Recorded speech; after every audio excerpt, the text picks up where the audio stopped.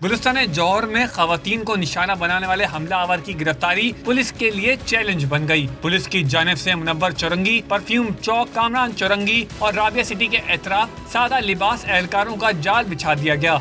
खवातीन पर हमलों के 5 मुकदमात शारा फैसल और गुलिस्तान जौहर थानों में दर्ज हैं। पुलिस ने जुनूनी मुलजिम की तस्वीर भी जारी कर दी हैं, जिसमें वो मोटरसाइकिल पर सवार होकर हमला करता नजर आ रहा है। पुलिस के मुताबिक दरमियाने कद के मुलजिम की उम्र 20 से 29 साल के दरमियान है। मुलजिम की इतला देने वाले के लिए 5 लाख रुपए इनाम का ऐलान किया गया है।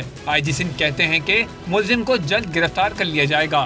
इसके ऊपर हम प्रोफेशनल तरीके से काम कर रहे हैं, टेक्निकली भी काम कर रहे हैं। इंशाअल्लाह ताला ये जो भी आदमी है या तो मेंटली इसका कोई प्रॉब्लम है या इसकी कुछ और इश्यूज होंगे। हमलावर की गिरफ्तारी न होने से गुलिस्तान जौहर की खवातीन खौफ व हिरास का शिकार हैं। पुलिस की जानिब से गुलिस्तान जौहर के मुख्तलिफ इलाकों की कड़ी निगरानी के अलावा मुतासरा इलाकों की जियो फेंसिंग का फैसला भी किया गया है।